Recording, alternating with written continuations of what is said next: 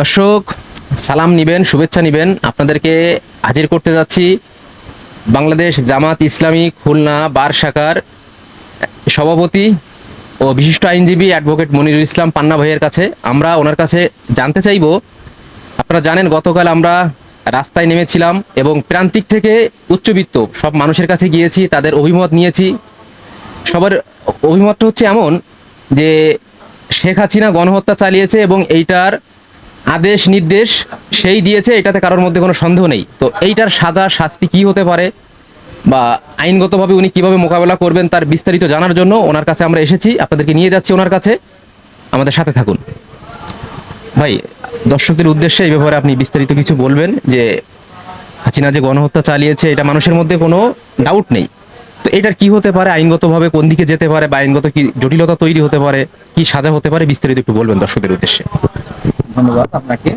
সেই সাথে আপনার দর্শক শ্রোতা যারা আছেন তাদের সবাইকে জানাই আন্তরিক সালাম এবং শুভেচ্ছা। আমার সংগঠন বাংলাদেশ জামাত ইসলামীর পক্ষ থেকে আন্তরিক সালাম এবং শুভেচ্ছা। তো যে প্রশ্নটা আপনি করেছিলেন যে আসলে এই যে গণহত্যা বা এই যে দেশে যে হত্যাকাণ্ড সংগঠিত হলো, এই গণহত্যা বা এই হত্যাকাণ্ডের দায়ে আমাদের সাবেক প্রধানমন্ত্রী, বাংলাদেশ আওয়ামী লীগের সভানেত্রী শেখ হাসিনার আসলে কি হতে পারে, বিচার কার্যটা কি হতে পারে আপনি জানাচ্ছিলেন। দেখেন আসলে যদি 5ই আগস্ট যে গণবিপ্লব হলো, সেই গণবিপ্লবের আগের কিছুটা দিন, কয়টা দিন যদি আপনি খেয়াল করেন, এই সময় রাজনৈতিক পট পরিবর্তনের ভূমিকাটা আসলে ছাত্রদের কি ছিল। ছাত্ররা যে একটা বিষয় দাবি নিয়ে শুরু করেছিল সেটা হচ্ছে তারা বৈষম্য বিরোধী একটা আন্দোলন, যে কোটা প্রথার বিরুদ্ধে তাদের মূলত একটা বক্তব্য ছিল, যে তারা এখানে বৈষম্যটা পরিহার করতে চাচ্ছিল, মেধার ভিত্তিতে একটা মূল্যায়ন হোক। সরকারের পক্ষ থেকে কিন্তু এই মেধার বিষয়টাকে কিন্তু অন্যভাবে উপস্থাপন করার জন্য চেষ্টা করা হচ্ছে।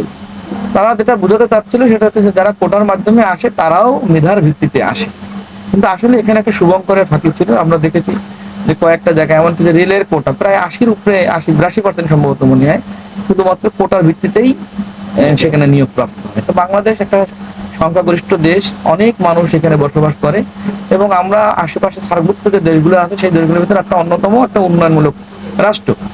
সেই তুলনায় এই অধিক সংখ্যক জনসংখ্যা মানুষকে কর্মসংস্থানের যে সুযোগ সেটা আসলে আমাদের দেশে খুব কম। রাষ্ট্রীয়ভাবে যে প্ল্যাটফর্মটা, সেই প্ল্যাটফর্মটাও কিন্তু আসলে বৈষম্যের কারণে, কোটা প্রথার কারণে কিন্তু একটা বাধাগ্রস্ত হচ্ছে। তো যখন ছাত্ররা আন্দোলন করছে তখন সরকারের যে ভূমিকাটা আসলে একটা প্রশ্নবিদ্ধ। আমরা দেখেছি বাংলাদেশ আওয়ামী লীগের সাধারণ সম্পাদক সাবেক মন্ত্রী আপনার ওবায়দুল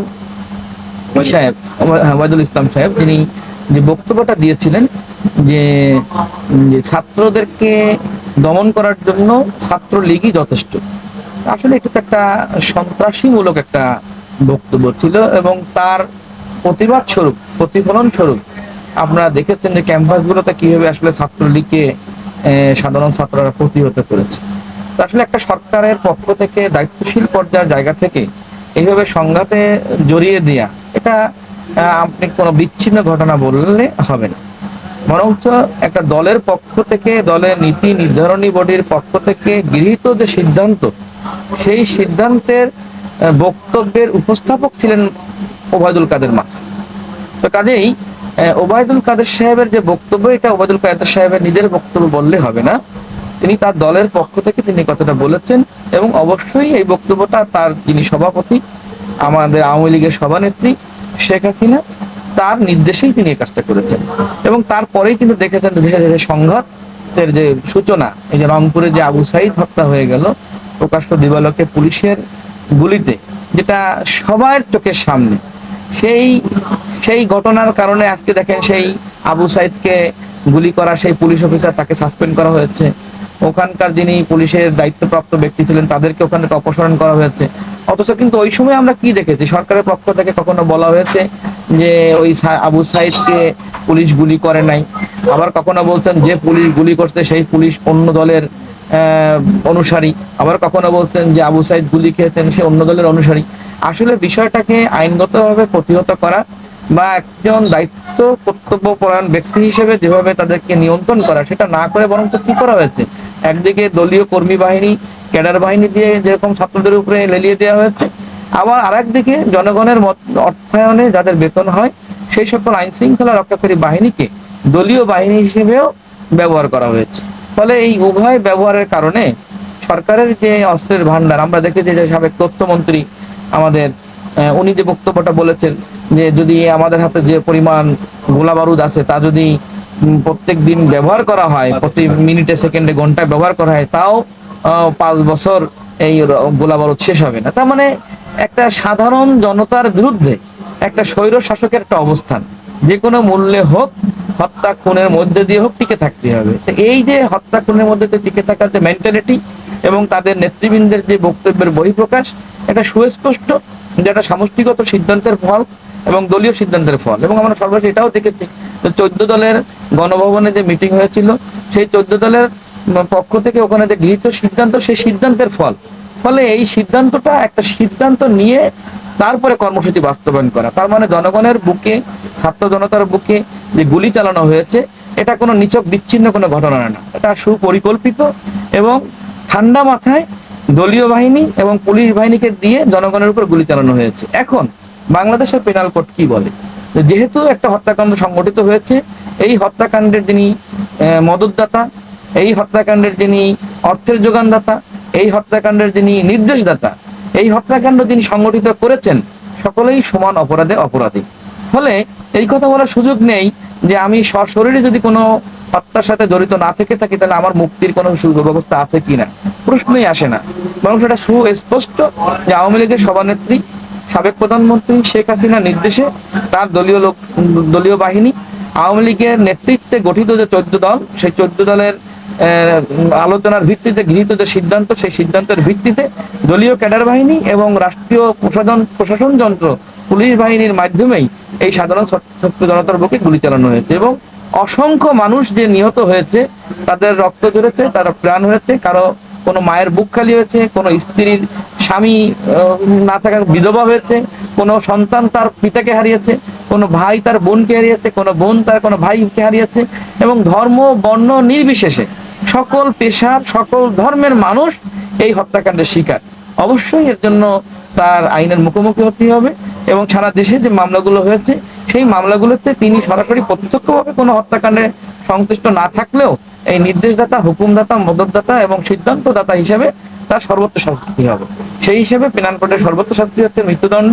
আমি বিশ্বাস করি এই মামলাগুলো যদি সঠিকভাবে পরিচালনা করা হয় এবং সঠিকভাবে যদি সাক্ষ্য প্রমাণ উপস্থাপন করা হয়, সাবেক প্রধানমন্ত্রী শেখ হাসিনা ফাঁসি হবে। এটা লাউড এন্ড ক্লিয়ার মেসেজ। হ্যাঁ, এটা খুব সুস্পষ্ট। এবং এই তথ্য প্রমাণের জন্য আমরা দেখেছি যে আমরা অনেক সময় ৭১-এর বিচার নিয়ে, অনেক সময় স্বাধীনতার বিষয়গুলোকে নিয়ে জাতিকে বিভ্রান্ত করা, জাতিকে ডিভাইডেশন করা, স্বাধীনতার এত বছর পরে এসেও মুক্তিযোদ্ধা, রাজাকার, এই সমস্ত বিষয়গুলোকে নিয়ে ডিভাইডেশন করা। তো তারপরে আপনার এই যে অনেক বিচার আমরা দেখেছি যেগুলো অনেক পিছনে হয়েছে, সংগঠিত হয়েছে। তো যদি কোনো ব্যক্তির বা কোনো কারো বিচার যদি এতদিন পরে যদি তারা করতে পারেন বা করা সম্ভব হয়ে থাকে, তাহলে এটা তো খুব অল্প সময়ের ব্যাপার। যে রক্তের দাগ এখনো রাজপথ থেকে মুছে যায়নি, যে রক্তের দাগ ক্যাম্পাস থেকে শুকিয়ে যায়নি, তো সেই প্রমাণ, সেই সবকিছু এখন তো মানুষের চোখের সামনে। আমরা আশা করি এই বিষয়গুলো খুব দ্রুতই নিষ্পত্তি হবে এবং সরকার যদি ইচ্ছা করে এই মামলাগুলোকে দ্রুত বিচার ট্রাইব্যুনালে স্থানান্তরিত করে একটা নির্দিষ্ট সময় বেঁধে দিয়ে সেই সময়ের মধ্যেও নিষ্পত্তি করতে পারে। এছাড়া যদি সরকার মনে করে যে আমাদের যে মানবতা বিরোধী যে অপরাধ দমন ট্রাইব্যুনাল যেটা গঠন করেছিল, সেই অপরাধ ট্রাইব্যুনালের মাধ্যমেও এই নৃশংস বর্বরোচিত হত্যাকাণ্ডের জন্য হাজার হাজার মানুষকে গুলি করে আহত করা, নিহত করার জন্য তার বিচার হতে পারে। এবং এই বিচারগুলো শাস্তি, সর্বোচ্চ শাস্তি মৃত্যুদণ্ড। আমরা আশা করি যে সরকারে যারা থাকবেন, যারা সামনে আগামীতে আসবেন, এই বিচারগুলো কন্টিনিউ থাকবে এবং তাদেরকে বিচারের আওতায় মুখোমুখি করতে হবে, এটা ছেড়ে দেওয়ার সুযোগ নেই। একটু কথা আর একটু বলি আপনাদের, আওয়ামী লীগের কিছু মহল থেকে এমন কথা উঠছে যে মামলাগুলো হচ্ছে, মামলাগুলো নাকি প্রথম ধাপই পার হতে পারবে না। এ ধরনের কি কোনো প্রতিবন্ধকতা হতে পারে? আসলে আপনারা দেখেছেন যে তারা তো দীর্ঘ প্রায় একটা লম্বা সময় রাষ্ট্রীয় ক্ষমতা ছিল এবং কিভাবে বিরোধী দলকে দমন নিপীড়ন করেছেন, কিভাবে মানুষকে মামলা হামলা দিয়ে আয়নাঘরের মতো একটা মানে পৈশাচিক যে নির্যাতন, 8 বছর 10 বছর একটা মানুষকে গুম করে আটকে রাখা, কত নিষ্ঠুরতা, বর্বরতা, এগুলো তারা করে গেছেন। তো এগুলো তারা করে গেছেন দেখে তারা মনে করছেন হয়তো খুব অল্পতে সহজেই তারা পার পেয়ে যাবেন, যে না, তাদের পাতানো ফাঁদেই আজকে তাদেরকে পড়তে হচ্ছে। এবং একটা দলের প্রধান তিনি দেশ ছেড়ে কাউকে কিছু না বলে পালিয়ে গেছেন। তো আসলে এখন তো অনেকে অনেক কথা বলবেন, রাজনৈতিকভাবে অনেক কথা বলার সুযোগ আছে, কিন্তু আইনের মায়ের কাছে আমি মনে করি যে বিষয়টা তো সহজ না। প্রত্যেকটা মামলার বিচার হবে এবং প্রত্যেকটা মামলায় উপযুক্ত শাস্তিও তাদেরকে পেতে হবে। ঠিক আছে, অনেক অনেক ধন্যবাদ আপনাকে আমাদের এই তথ্যগুলো দেওয়ার জন্য, মানুষকে জানানোর জন্য। আপনি অনেক আমাদের আরো অনেক তথ্য দিবেন, সময়ের সাপেক্ষে আপনাদের কাছে আসবো সেই প্রত্যাশা রাখছি। ধন্যবাদ আপনাকে। আসবেন, যদি কোনো সহযোগিতা লাগে আমরা সাধারণ মানুষের পাশে সবসময় ছিলাম এবং আমরা সবসময় থাকবো। ধন্যবাদ।